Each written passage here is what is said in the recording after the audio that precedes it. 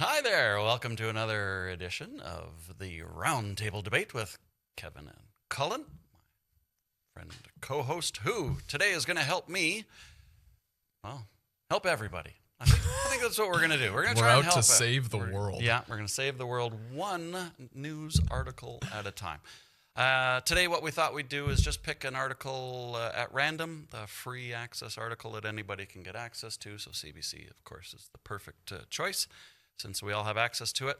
And we're just going to pick an article at random and see if we can find any bias in it. I have not read the article yet, other than just a quick glance. Our producer, Sean, picked the article for us. So it's going to be a neat test, or maybe it'll be a complete dud. We'll find out. First of all, I think we should ask Cullen to kind of maybe give us an overview of what the article is about, and then we'll sort of kind of go over it together. Well, it's a Canadian news. And if you've been living under a rock, you probably are going to recognize a lot of the language and a lot of what's been going on this year in particular. So starting off with this, I think it's quite a big title. Canadians are taking a big step back from the United States. And here's the data to prove it.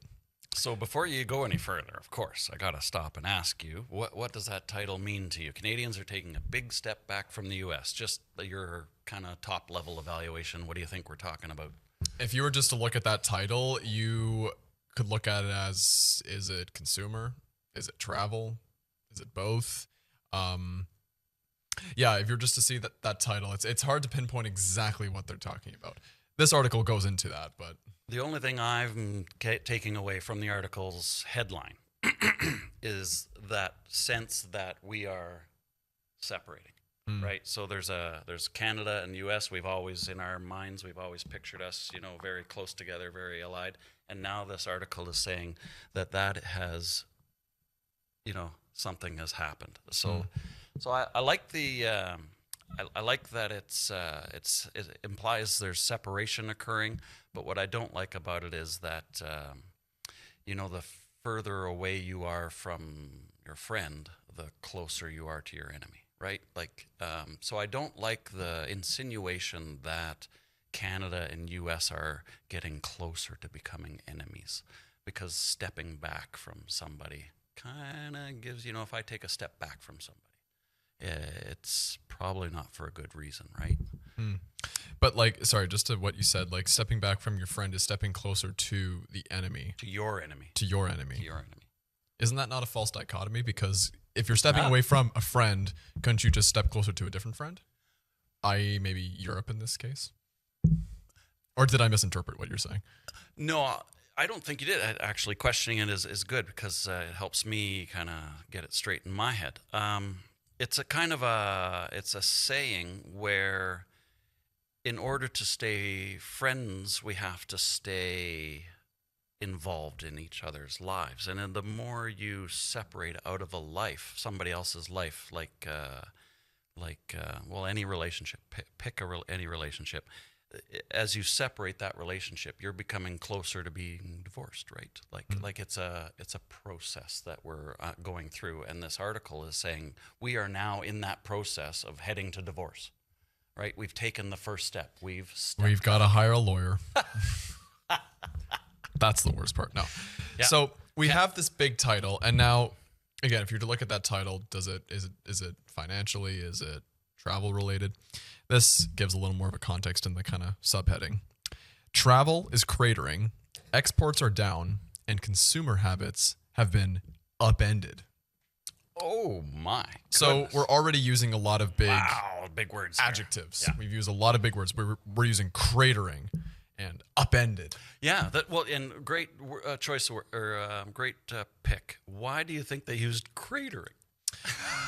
Because, I think one thing that draws clicks, because we use big, scary, terrifying words, because then that all of a sudden what does that do? The eyeballs are focused on you now. Now, the neat thing is that you identified cratering. You identified it as an exaggerated word, right? It's a little bit more than we probably needed, but we want to engage our audience, so we use those big words. And you know what? I just realized you are following the footsteps of the English classroom of. Do you know who Randy Bachman is?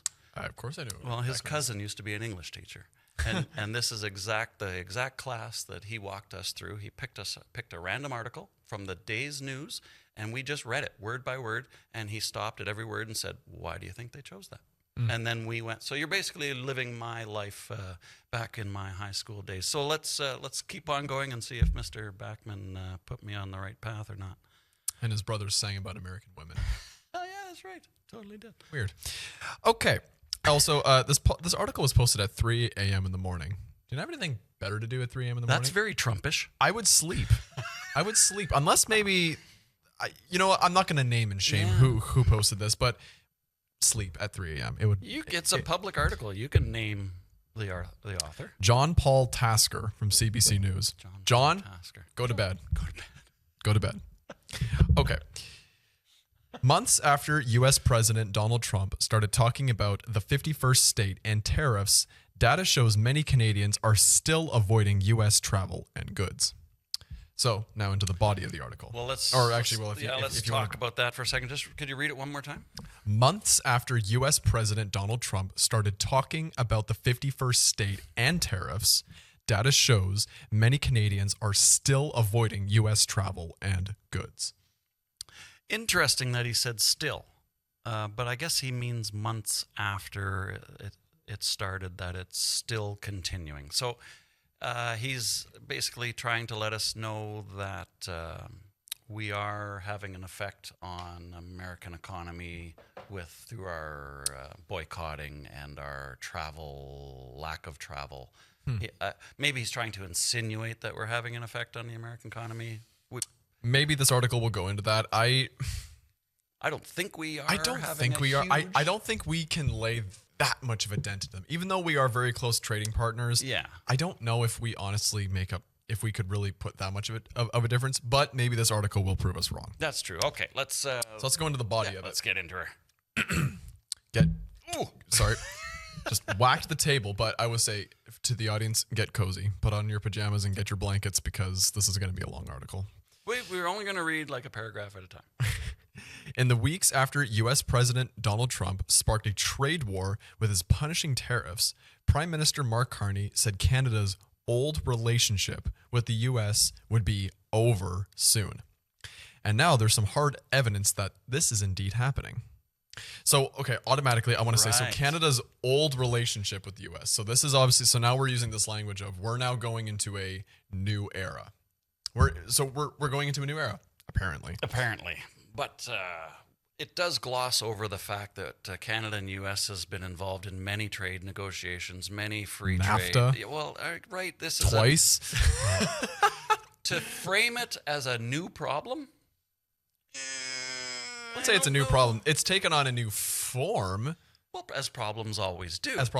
But is this like a new thing? A new thing. I don't know. Like dairy, Canada's been running the same dairy quota system for how many years now? We export oil or gas, We've natural been exporting gas. oil for how many years now? Steel, aluminum. Yeah, I don't know timber. if this is a new problem. I think this is a continuation of an old problem. However, tariffs do put a fresh wrinkle into it. However, countries have been tariffing countries since there were countries. So, little bit more wording than I think is appropriate, but yeah, still fairly good. Okay. CBC News reviewed data sets on travel, trade, shopping, and culture, and all of them paint a similar picture. Canadians are taking a big step back from the U.S. Months after Trump launched his trade broadside and prompted a national backlash with his 51st state taunts, the Canadian travel boycott is still in full swing, with many shunning cross-border travel, prompting airlines to cancel U.S. flights and curb capacity. Go Canada. You guys rock. Well, see, here's the interesting thing. I think, honestly, this might sound a little funny, but I think, honestly, one of our prides and cultural, I think it's like a cultural pride and identity we have as Canadians. We pride ourselves in the fact that we're not Americans. I think the world prides itself in the fact that it's not American. But I feel like we have a unique flavor of it because we share a border with them. Europe doesn't have to share a border. They are across the ocean from it. Well, and you see, there's also like New Zealand and Australia. Same type of relationship. New Zealand not very fond of Australia. I think we just like to hate the bigger, the stronger, the faster, all of the things that America excels at. We as Canadians realize aren't important. Like there are more important things than having. Except hockey. Well, except don't even hockey. Oh my God. Well, then that's one of gripes about America that I have. They don't take hockey nearly as seriously as they should. Maybe it's because the weather is too nice, but that's besides the point. We should get back to this article. Well, actually, here I will say so. It's prompting airlines to cancel U.S. flights and curb capacity. Now, that's pretty big. Like, if you're canceling flights because now suddenly like travel's taken like that, it's not. Now again, how many flights have been canceled? Maybe we'll find out. But well, if I was defending Canada's economy and I was a reporter for CBC, I would more quickly try to make the point that less Americans were coming to Canada because those are our tourist dollars. Like, yeah, dollars leaving, that's a problem, but dollars not coming, that's a bigger problem. We don't want money to leave, but we do want money to come. And so I'm a little disappointed in CBC that the editor didn't ask. It was 3 a.m. Of course, it was 3 a.m. Yeah, he was sleep deprived. I would have asked the question. Well, what do the numbers say about how many Americans are coming to Canada? Let's get an accurate picture of that. Canadian exports to the U.S. have dropped off, while those to non-U.S. foreign countries have surged, a pattern that could accelerate further as the government races to cut new trade deals and help businesses capitalize on the ones that have already been signed. And I will say, in between the next two sentences, there are some two little two other articles, and their titles are pretty interesting because it kind of feeds into what we were just talking about. U.S. ambassador disappointed with anti-American sentiment in Canada. And also, Canada and Mexico agree to deepen ties in face of Trump's turbulent second term.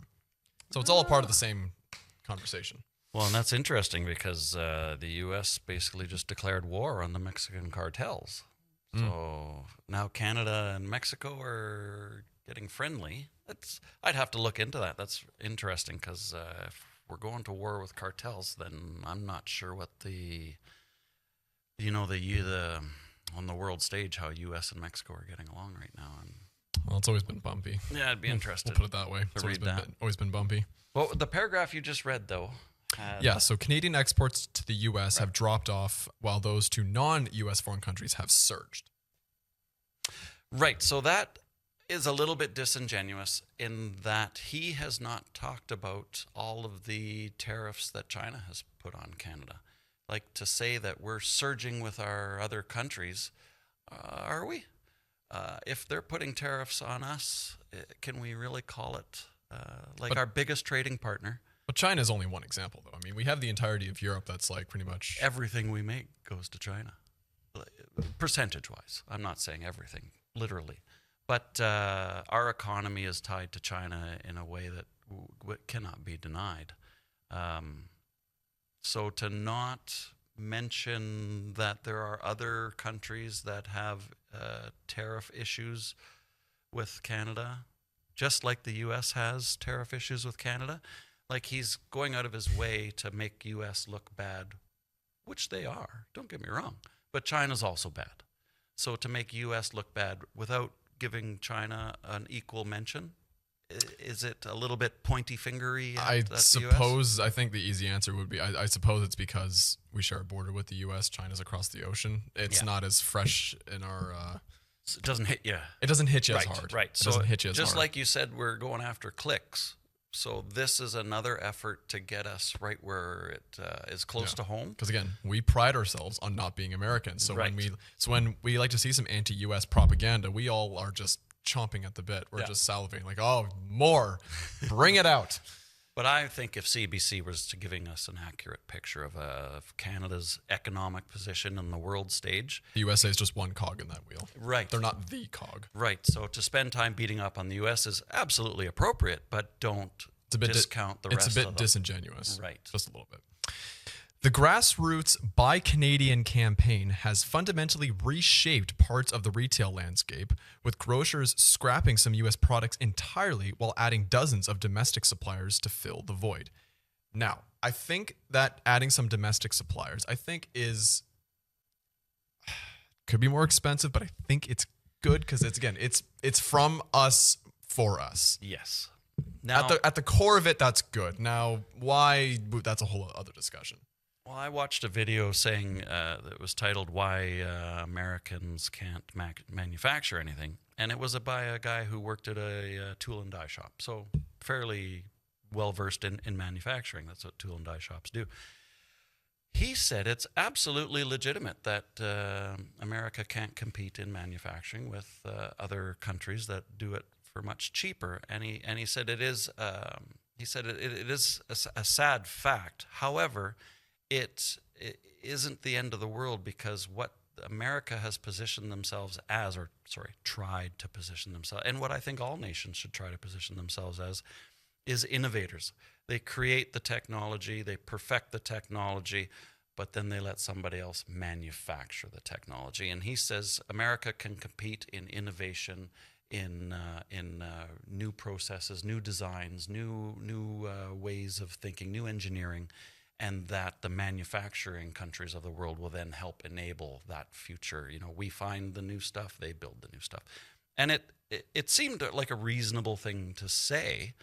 Now, whether it's sustainable, I don't know. Well, I don't think it is. I have 2 points. I So think I agree with you in that we need to manufacture here at any I 100% agree. regardless of the cost, because first you make it too expensive, but then you make it cheaper, and then you make it cheaper, and then you make it cheaper. Exactly, because again, I don't really agree with that. You know, there should be huge chunks of your of what you buy from other countries, or having what is manufactured from other countries that you outsource. We're at the mercy of China. A lot of the countries a lot of countries in the world are at the mercy of China, and that is not right. A lot of countries are at the mercy of Russian oil, and look what's going on in Europe right now. Yeah. So there's a lot of these things where we kind of shot ourselves in the foot without knowing it decades ago. Yeah. And then the second point, like the whole thing of the U.S. outsourcing all their manufacturing jobs, like Ross Perot in the 90s, he was very anti-NAFTA for that very reason, because a lot of cheap jobs would go to Mexico. Yep. It's the worst possible thing you can, when they say we're closing up a factory and moving it. That's Like, look at all those Midwest steel towns and all those, the Rust Belts. Like, that's an infamous thing of, look at it, just empty factories, a lot of bad towns that have economically been hurting ever since the 80s. a great example that we can all think about is gold rush towns. Yeah. Right? Now, what people don't like to think about it is, as soon as that gold rush knows it's dying, how much despair does all of that, husband's got to tell the wife and kids that the mine is going under, the mine is going to close, the mine is, all this. How many families, how many lives, how much sadness, all of that despair. And it's all being caused by a trade war.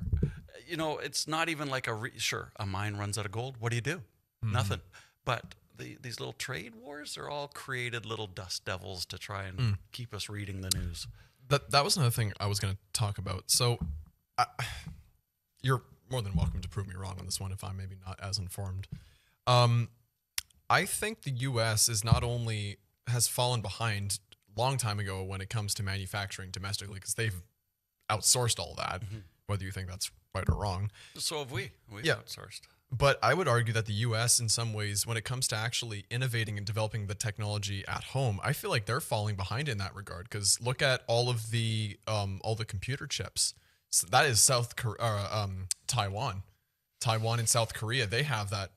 And then when you think of how much technology is coming out of places like Tokyo, like them being like the technological capital of the world, I would argue there's a lot of countries where they've taken over the U.S. in some regards, and I would argue that a lot of the actions by Donald Trump and of the U.S. government is pushing a lot of these innovators to either go to other countries because they're maybe because they've been defunded and not free to practice. So I worry that their technology and their innovation in the country is going to be going down with it, while the manufacturing has already, bye. Manufacturing left. So I fear that they're going to be kind of SOL, and just it's like done.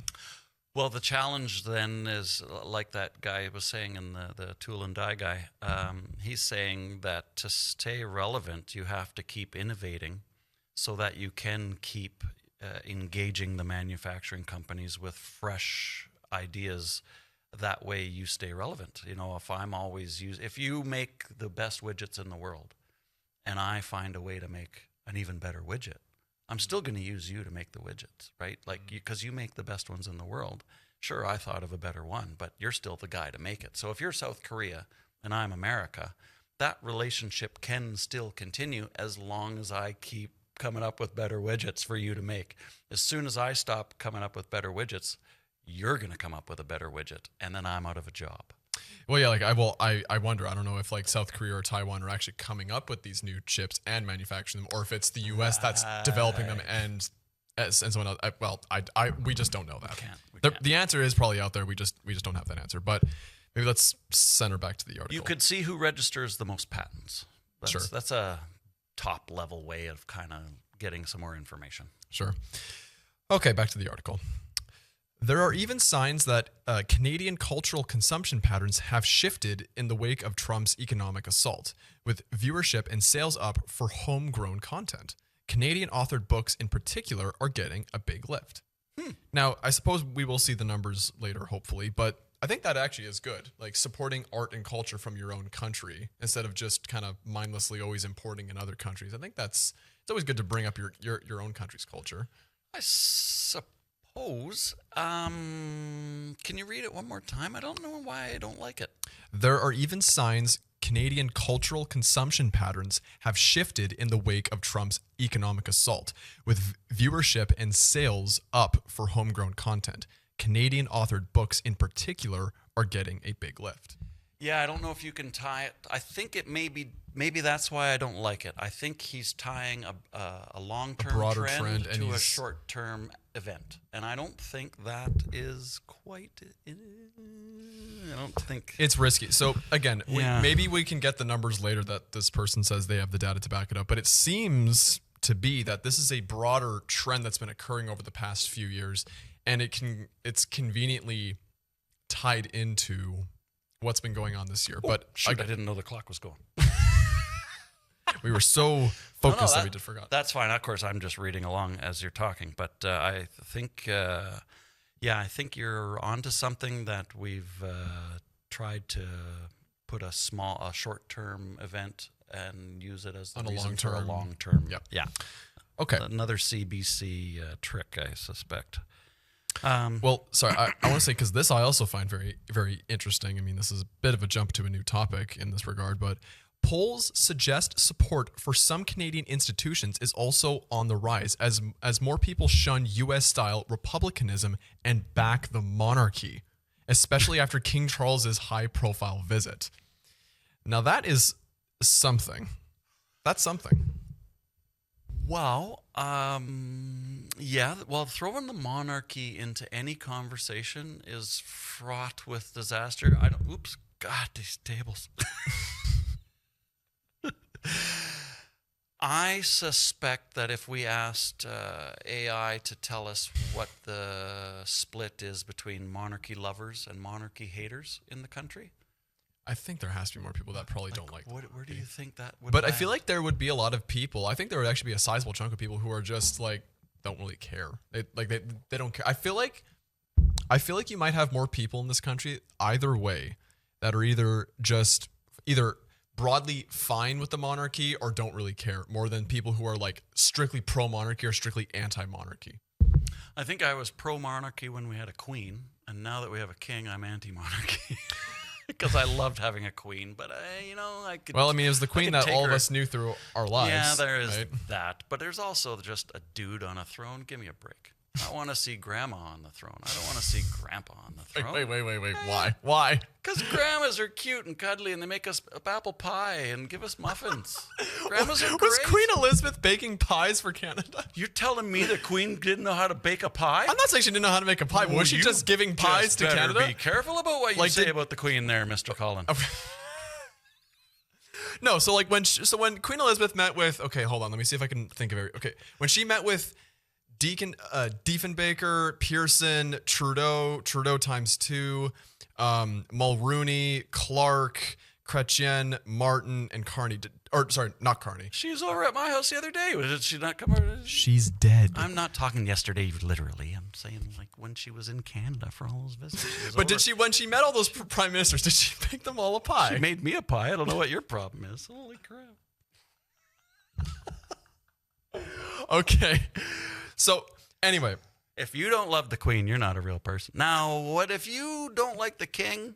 I'm all for it. I've never been anti-monarchy. It's been just something that's been so normal it's like, oh yeah, we have a king, we have a queen, we're part of the Commonwealth, whatever.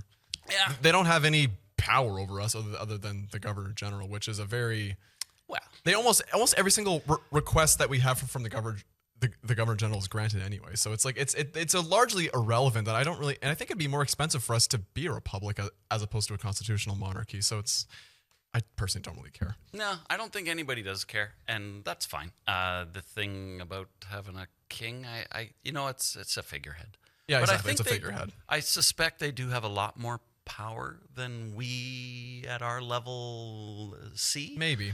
But We yeah. have made steps, like again with the Canadian Constitution in the 80s. That was kind of the official, I think, like the last major kind of separation from the monarchy in the sense. Well, on paper, but I'm talking paper. about in the cigar bars that where these high-level people do their thing. The Davos, Switzerland types and stuff. I suspect those are the rooms where kings probably have more influence.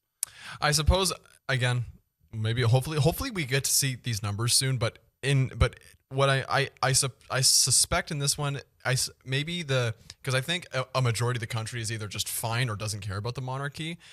Oops, my hair flew off my finger. Sorry.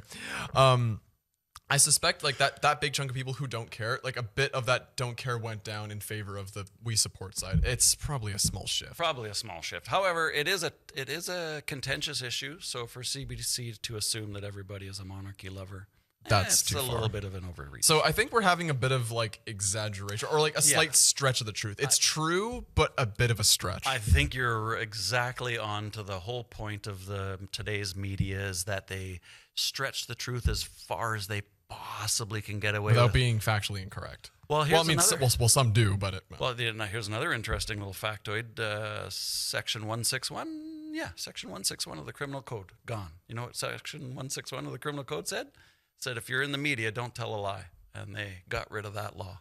So, yeah, you can lie all you want now. Didn't you know the sky's green? Totally legal now. Yeah. Well, the walls are. And just mad. Of course, the sky would follow suit. That's very interesting. interesting. Okay. The timing is even more interesting. But Yeah, the timing is very interesting. Get into that later. Carney has described Trump's actions as a rupture to the global order that demands a new way of thinking. Canadians themselves are leading the way. Pause. Wow. We're leading the way. Leading the way. That is a very That's bold tough. assumption. I don't think anyone is leading it. I think it's a conjoined effort from the EU, from some other Western aligned nations, and Canada. I don't think Canada's leading that in any way. That's a stretch of the truth, I believe. I'm 100% behind you. I mean, you could say that we're leading the way in the sense that, yeah, we're stuck right next to them. We're a major trading partner. So, yeah, maybe we have the most, like, push and pull, maybe, compared to someone like the EU. But anyway. And the Americans are noticing, quote, all of these types of things. I'm sorry, that doesn't tell me that Canada is passionate about this relationship in the same way that we are. Trump's ambassador to Canada, Pete Hoekstra, yeah.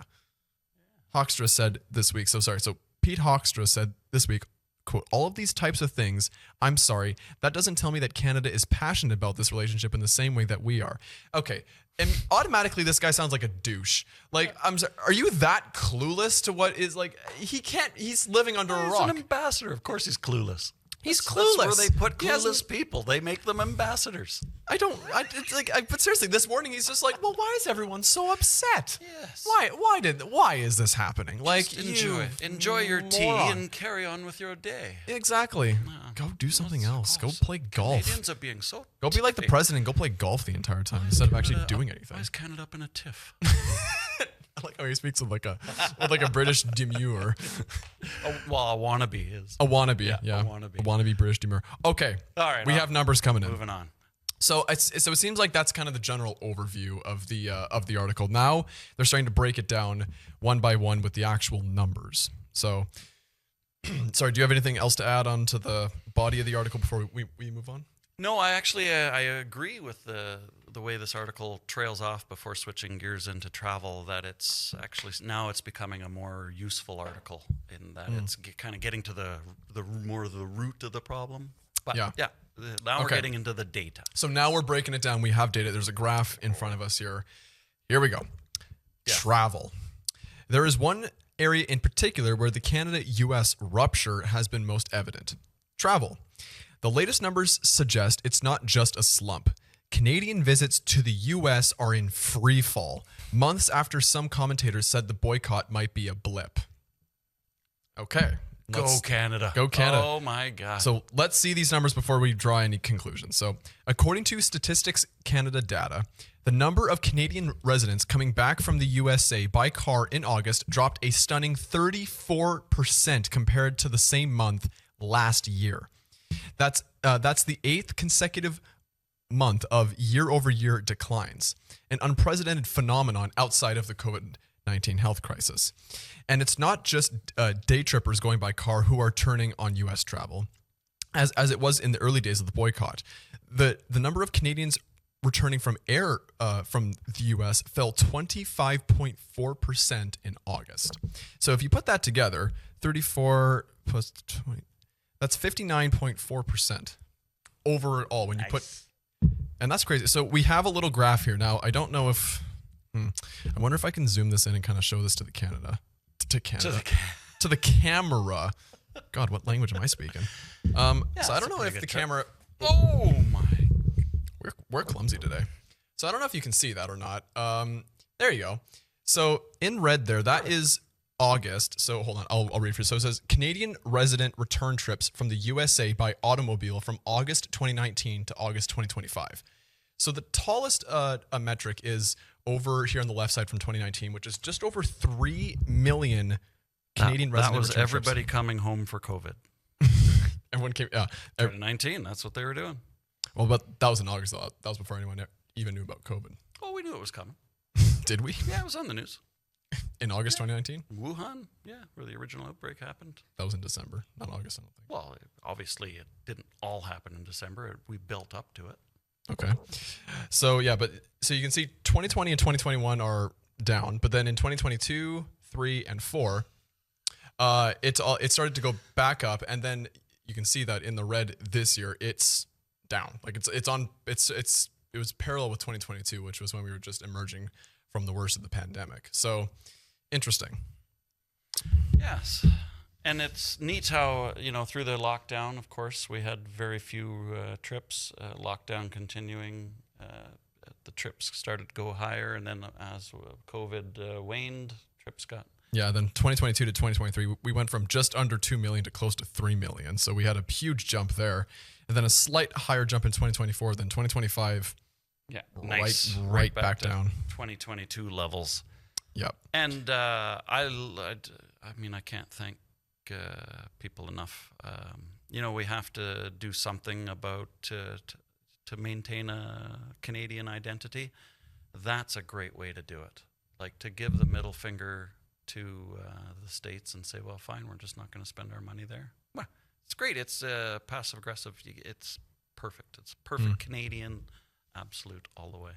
So U.S. data also reveals a huge disruption. About 1.3 million about 1.3 million fewer people crossed into the country from its northern border in July compared to that month in 2024, according to a review of U.S. Customs and Border Protection figures. So July 24 to July 25, 1.3 million fewer people crossed the country from the northern border. I like that. That's crazy. Well, it's pretty cool. I'll say it again. How many people came to Canada? I want to know that number. Is that number the same or is it lower? I haven't seen anything yet. Because if that's lower, well, then we're shooting ourselves a little bit. But if that number stayed the same or maybe even is higher, you can't fault this as a strategy at all. So Air Canada, Flair, Porter, and WestJet have cut some U.S. routes altogether and dialed back on how often they serve certain cities. Sorry, the box is going crazy here. Okay. So drop in Canadian air travel to Las Vegas. So they have some more numbers here. So I will, I'll read it out first and then I'll show you guys. So from Flair Airlines, it compares the amount of Canadian travelers to Las Vegas. So, and it has June 24 and June 25. In June 24, it was 9,964. And in June 25, 3,745, a 62% drop. From Air Canada, a 33% drop. And in WestJet, a 31% drop. And I hope these numbers are as visible to you as it can be. But on the left is, so on the left is from June 24 and on the right is from June 25. So we're down across the entire board, right? So it's quite unfortunate, but that's what it is. I don't think it's unfortunate at all. Well, it's unfortunate if you're Air Canada and WestJet and Flair because that's less money for them in a sense, right? Because like people are not paying for those airlines. Well, you're reaching though. Less flights to the States don't mean less flights to Italy. So no, that's true. I'm just saying. No way to know if the airlines are suffering as a result of this because people might be flying elsewhere. I suppose that's true. Using their travel dollar to go somewhere else. A spokesperson for Air Canada told CBC News 8 Canada-U.S. routes have been suspended so far this year, and the flag carrier is deploying smaller planes. Is deploying smaller planes to serve a number of American destinations, including to popular spots like Las Vegas. That's pretty big because Las Vegas is probably like one of the most traveled places, like other than like New York, LA, and Florida. Yeah, I'd be very curious about those actual Vegas numbers, but I have no reason to suspect that Vegas flights aren't actually down because if tariffs are making budgets tight, well, then the Vegas is going to go down. Well, here's something interesting. But there's still strong demand for non-U.S. foreign travel. Air Canada has added 28 international routes so far this year as Canadian vacationers pivot to Europe, the Caribbean, and South America. So there you go. So yeah, I think that's the offset is pretty. Yeah, and I'm glad the author threw that in there, so now we at least know that was considered. Okay. So far, it's a pretty good article. So here's some money numbers so far. As the U.S. Travel Association noted in a research report on Canada before the trade war erupted, Canadian tourists have an, quote, enormously positive impact on the U.S. trade balance with Canada. And in 2024, spent some $20.5 billion in the U.S. while they were there. Holy cow. A spokesperson for the association said in a statement that just a 10% decline in Canadian tourists could wipe out some 14,000 U.S. jobs. The drop is on pace to be much larger than that in 2025. That's a lot of big scary words for nothing right there. And a lot of reaching, saying it's on pace. Well, on pace. You're predicting the future as soon as you use the word on pace. And I don't care to hear anybody, if I wanted a fortune teller, I'd go hire a fortune teller. But this guy thinks he's a fortune. Anyways, when you project into the future, you're already admitting you don't know.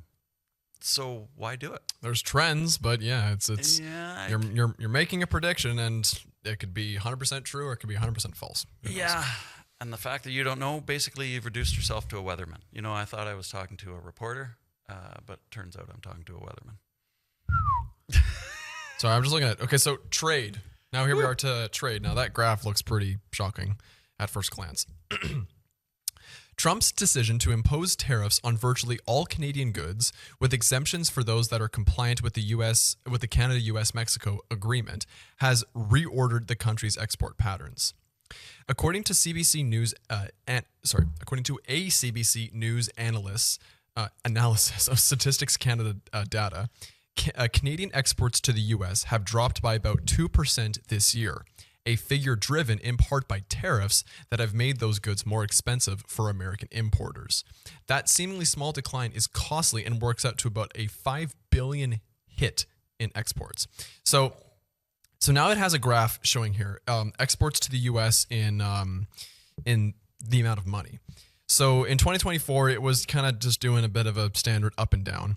And then right at the beginning of the year, I assume this was like probably in response to Trump winning or not, but at the beginning of the year in January, it reached $58 billion of exports. And then by the time that it hit February, it went back down to about 54 billion, went up briefly in March, and then in April shot all the way down to 44 from like 54. That's like a $10 billion difference. And then in June and July, it did go back up briefly, but it's still a very, very wide crash. So again, I will show my camera here. So you want to take a look at that. So there you go. So that's the lead up there. So that's from January 2024 to July this year. So we have all of 2024 happening here. This was at the beginning of January this year. And then from January to April, it just crashed. Yes, it went back up a little bit, but relatively speaking, almost this entire calendar year, aside from the first few months, has been down compared to last year. So it's automatically it's quite a crash, relatively speaking, anyway. So what do you make of all this? I am very upset that I think I see a number that doesn't make sense. Ooh. 2024 total exports, what would you say the number would be on that? So the total amount of money that was in U.S. exports. Oh, is this in U.S. exports? No, this is Canadian exports to the U.S. Exports to the U.S. So per month. Canada's total exports in 2024. Total. And these are by numbers. So so it's very tricky. Monthly average $52 billion. So we're going month to month and showing April. So why did we drop? Was that when was April the? I seem to recall it was around February that the 51st stage started right before Trump became president. Yeah, that was January. Yeah, I know. Yeah, but yeah, I mean, I guess the push was kind of gradual over from like I want to say it was like February to April. That's when it seemed like it was in its bulk. Because remember, because that was around the Four Nations time as well. Right, that was a good. Oh my gosh, that was so much fun. Oh, I miss those good times. The only thing I would ask about this graph is exports to the U.S. I would like it to be specified, like which export to the U.S. are we using as an example? Because if all exports are generally following this trend, we know for a fact that there's a specific export that's exactly following that trend. And it would have been more helpful to use that specific export to help make the point than to just generalize about exports in general, because that's a big number, comes from many places. How do I know you've researched all of the places that are required? You know what's simpler? Just pick one article, one export that loosely follows that line to make your point, and then it's a much more relatable topic for the reader to follow. I wonder if it's an average on the virtually all virtually Canadian goods, because I feel like this graph is probably exempting all those ones that are compliant with the Canada-US-Mexico agreement. So it's probably all the actual tariff stuff. So it's hard to really say. Well, and the other thing is we sell $100 billion of oil to America every single year like clockwork because we have to. They need it. We need it. I wonder if that's included. Is it reflected, right? Because it's a straight line. It's $100 billion a year. It doesn't matter. Pick Well, the year. again, this seems quarterly almost, or sorry, no, It's no, monthly, right? No, yeah, monthly. quarterly. You're right. Well, it is quarterly. Well, it shows quarterly marks, but I think it is showing like each notch in the graph is by month, but they're showing quarterly markers. Markers, But yeah. at any rate, it's down. It's down regardless. So, as The a hope, important thing is I believe them. Like, I believe we're probably exporting less. interesting. Okay, so we have other graphs coming up here. As a hope for a quick resolution to the U.S. trade dispute fades, Canadian companies have wasted no time in finding new markets or tapping old relationships that have atrophied in the years since Canada went all in on the States.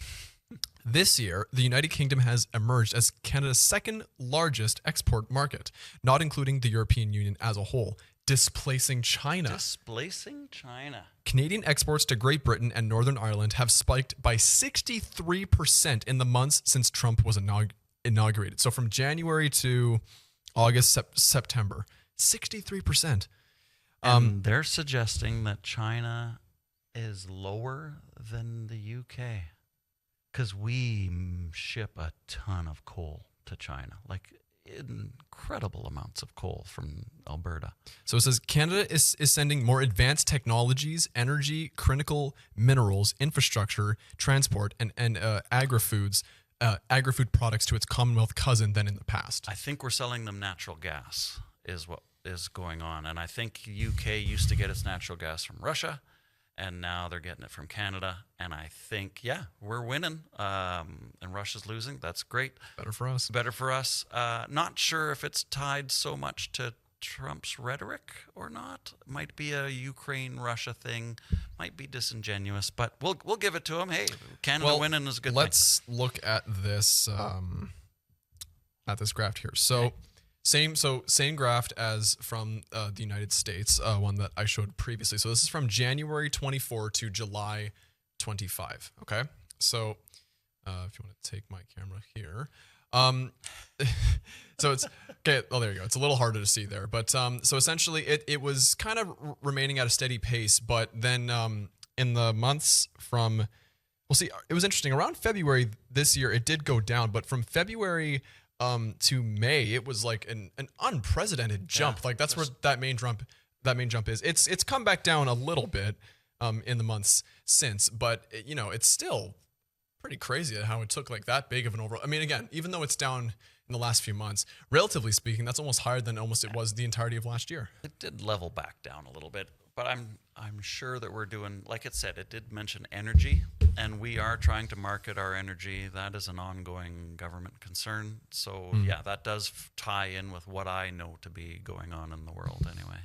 Well, it does mention overall exports to Europe are up 26% this year, and the joint Canada-Germany agreement signed last month by Carney and his German counterpart could draw his country even closer to the old world, as it says.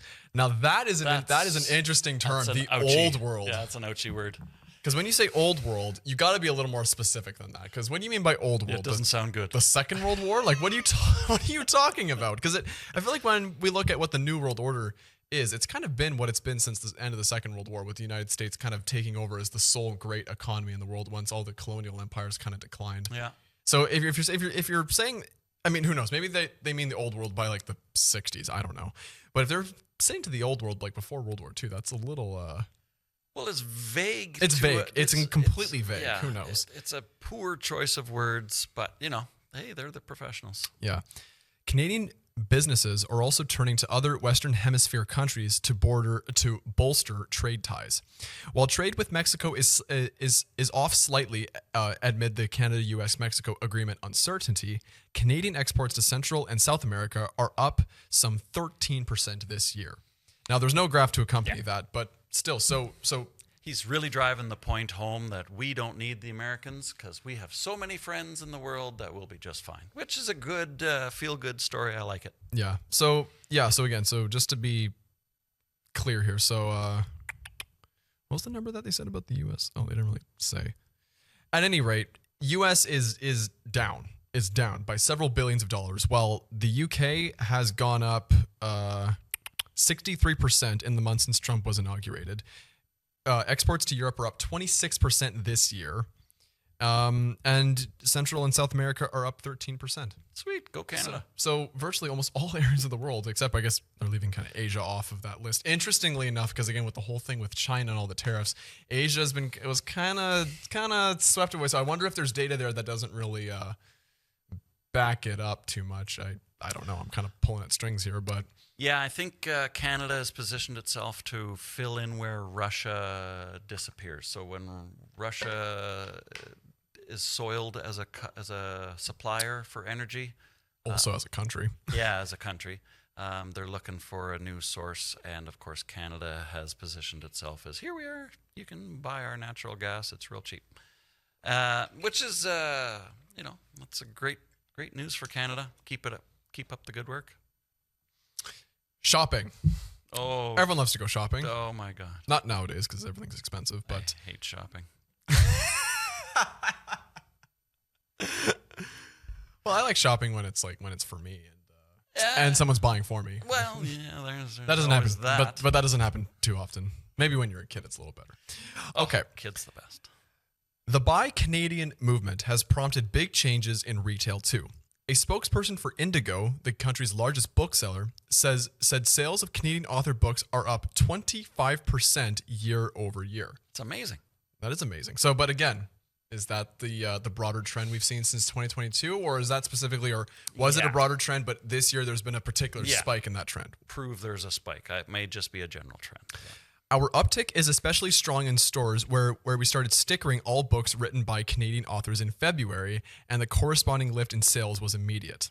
Nice. Yeah, so Well that's your answer. So it probably was a growing trend, but once they slapped that sticker and everything with the US happened, it goes up a little more. And it makes it very easy for us to understand. Sticker on, sales A go red up. maple leaf is very Yeah. familiar.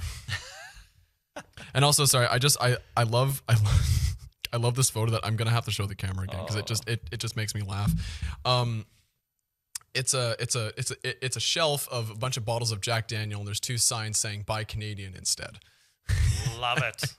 Well, because it's kind of hard to see in the picture, but there's all these Jack Daniel bottles. There's some signs saying "Buy Canadian" instead, and right next to it is some bottles of Crown Royal. I was just going to say, look next door. We might have to do this as a two-parter. Oh my cow, gosh, I we know. only have 5 minutes left. Yeah, I don't know if we could. Can we wrap up or should we? Here, I'll quickly finish up what the rest of the shopping part is. And we need a summary and overall. Yeah. So, U.S. alcohol sales are virtually non-existent in large swaths of the country, as most premiers hold firm on keeping those products off store shelves. Brown-Forman, the parent company of major U.S. alcohol brands like Jack Daniel's whiskey and Woodford Reserve bourbon, reported in its recent quarterly earnings that sales to Canada have dropped an eye-popping 62%. Eye-popping. I love that term eye-popping, as if we could because I think of the Looney Tunes where it's like Yeah. As for food, Canada's counter tariffs, which Carney just lifted to help secure a deal with Trump, pushed up the price of some U.S. goods. According to Loblaw Company's CEO, Per Bank, sales volumes of these tariffed American products are down 15 to 20% on average this year, with some categories reporting an even steeper 50% decline. Nice. Sales of domestic products, meanwhile, are still up. Bank said in a social media post, quote, demonstrating the strong desire by consumers to continue supporting Canadian products and brands. A spokesperson of the supermarket giant has added more than 100 new Canadian suppliers of various foods and other items since the start of this year, as consumers turn on American goods out of patriotism or because of the higher prices. So there's more Canadian food and items in the stores. People are buying them. And U.S. alcohol has taken such a gut punch. That's because it's crap. Crown Royal is always better. Crown Royal all the way. Alexander Keith's, anybody? That's a Canadian beer, right? Better be.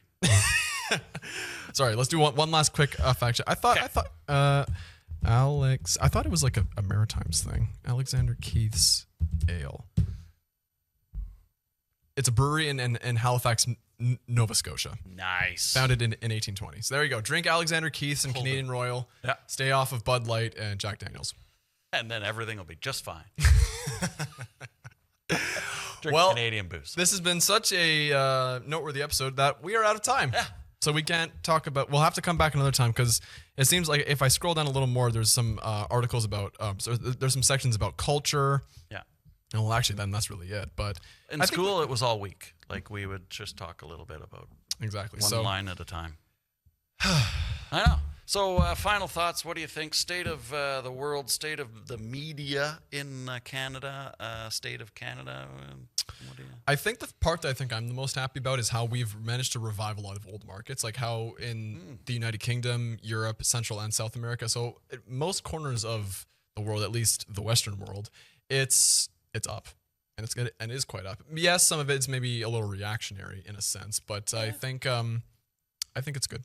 Yeah, building, nation building, I think is the word that they I use, think right? diversifying it is good because if you are at mercy of just the United States or China when it comes to a lot of your trade, if one of those countries happens to really sour on you, that can take a big hit. But if you diversified enough, if one sours, it's just a minor blip and not Huge, yeah. and it's Germany- not the whole table's being flipped. Germany found that out firsthand when When Russia went off. when the Nord Stream pipelines, did that just backfire? Like, you got to be careful how much you're dependent on others, right? If you're dependent on yourself, you're healthy. If you're dependent on others, you're headed to an unhealthy situation, which is probably what we found ourselves in.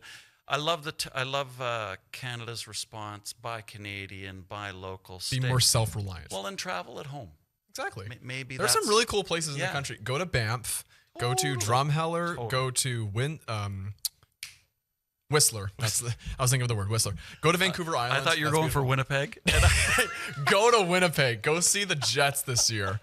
'Cause Jonathan Taves is back home. I was just about to get up off my chair, but no. The only thing I could offer to CBC is, the tariffs that the retaliatory tariffs. I think that as Canada, I think we made a point when we shopped local, when we traveled at home domestically. I think we made a great point that Canadians are more than willing to stand together against a common enemy to prove a point and help the country, like you say, because there's all those other benefits that you brought up that are real. Where I think we kind of lost the mark is when we started throwing retaliatory tariffs back. I think we lowered. Do you think we stooped to their I level? think we stooped to their level when we were already doing the right thing. We were already feeling good about ourselves. We were already doing the right thing, buying Canadians, traveling locally. Let's be proud of that without stooping to their level. The final 2 points I'll give. One, I think in some way, I think retaliatory tariffs are necessary to a degree in the sense that if we did nothing about it, I think that would give the green light to someone with the brain of Trump to just keep dishing out more and more tariffs because he shows that we're just going to lie down and just take it. But we did do something about it, and the whole article did show a lot of example and a lot of data of real effects that Canadian actions are having on the American economy. I think I would call that a win and not deal with the messy stuff. I suppose. And the final point I will bring, it did actually, I think when the 51st state and all that happened, I think it united Canada Yes. more than it, because I mean, let's kind of be a little Except for honest Alberta. here. Except for Alberta. They still want to go do their own thing, they're- which is Alberta let's does- not get into that. That's another topic. But I think generally, by and large, the country had been probably more united than it had been in the last 10 to 15 years. I would say, because I think what also helped was the Four Nations. Because hey, USA, we're still better at Four it than Nations. hockey, and we'll see you at the Olympics. Crosby, McKinnon, McDavid, McCarr, they're coming for you. Here we go. They're coming It's for you. on. It's on, buddy. All right, let's wrap it up. I did throw you wrap it. You take it. Alrighty. Thank you very much for watching another episode of the Roundtable Battlefield. And from Colin and Kevin, we will hope to see you again soon.